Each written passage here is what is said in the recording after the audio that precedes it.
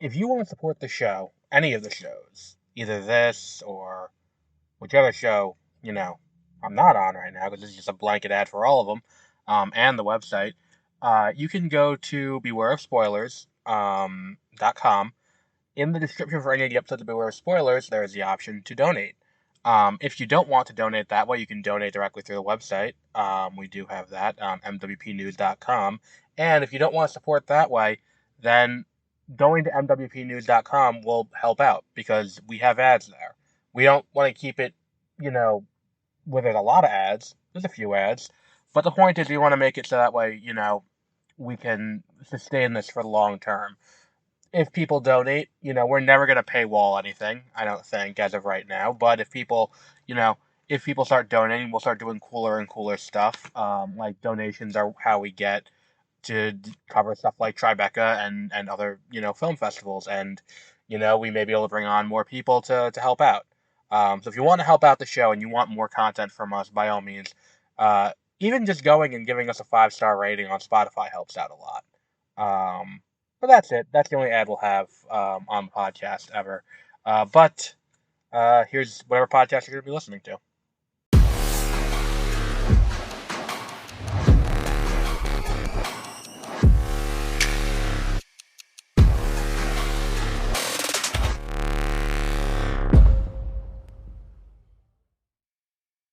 Good evening. Wow. And welcome to the Backlog Files. I am Adam with a new release game to talk about. Before we get into that, let's just address the elephant in the room. I said that I was going to be doing stuff on YouTube. It feels like it was a lot more recently. I mean, and it was. I was going to do a Nuzlocke on YouTube, not streaming, because I'm not, you know, one man operation. Streaming doesn't exactly lend itself to that. I don't think. I mean, a lot of people do it, but it's a lot for me to manage. And we are going to be doing the Nuzlocke. I did come up with a plan for what we're going to do. I guess I got to like set up a schedule. I'm thinking next Friday will be the start of episodes of that on YouTube. Um, and I think we're going to start with probably a randomized red run. Because I started out. Well, what happened was I had a randomizer and I had an Emerald ROM. What, in my infinite wisdom, this was one that I had previously patched to be Kaizo. Um, so yeah, that was not a good thing to do first time playing the Kaizo randomized. Um, but then I was like, you know what? Let's not do this. Let's do what's it called? Let's just go with the failings and let's figure it out that way. I think the system I've come up with is better. Um, and we'll be talking about that next week.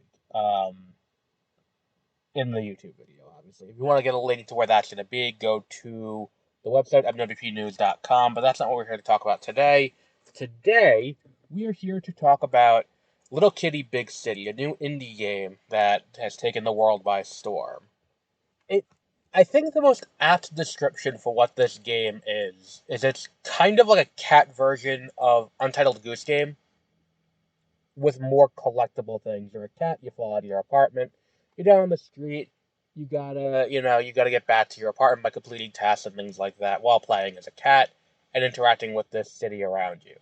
And it's a short experience, and it is, but it's a fun, like, I would say this is like a great, like, I guess cozy game would be a good way to put it, under my definition for it. I wouldn't, like, for me, it's a good, not turn your brain off game, kind of, but like, I mean, like, yeah, some of the collectibles are a little bit samey, and some of the things that you're doing can feel a little bit repetitive, um, after a certain point. It's not a quick thing for that to set in, but like, like, it's not a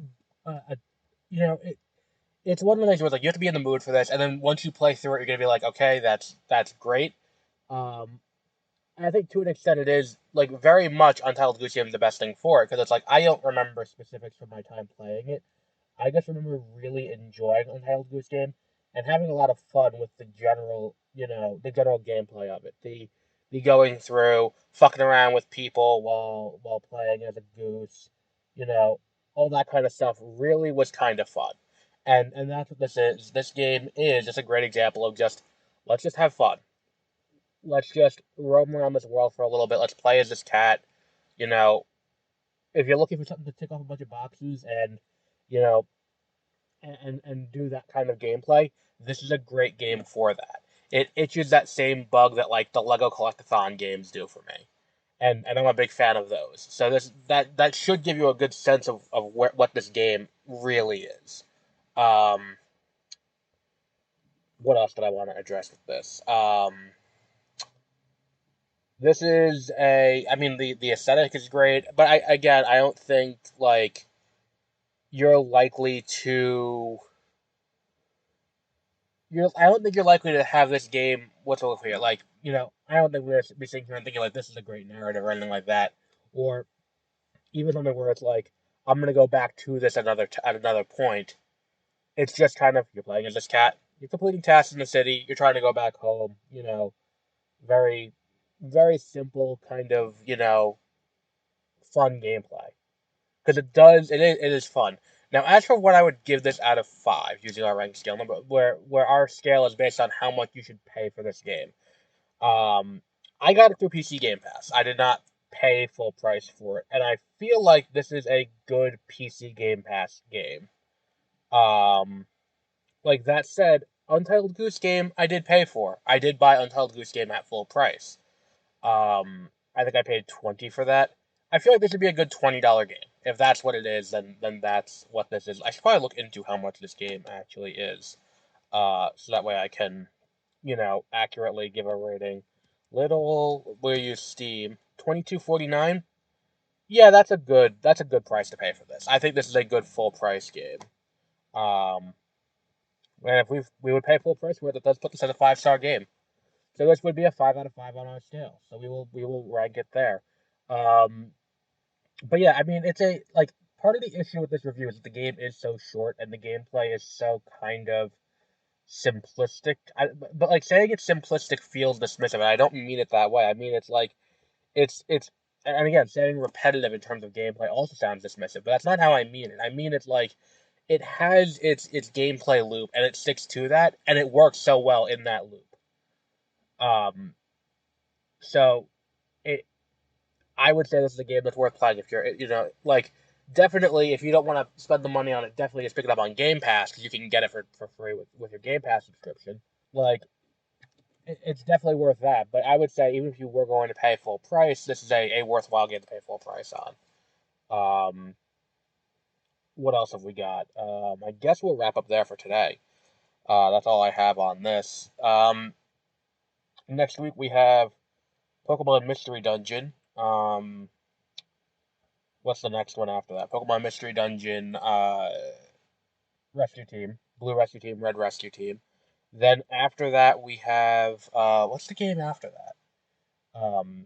We also have Retro Wave World the next week. And the week after that we have what's the big one? Paper Mario Thousand Year Door remake from Nintendo as the Switch enters its waiting days as a primary console for Nintendo. But until our next episode, have a great rest of your week.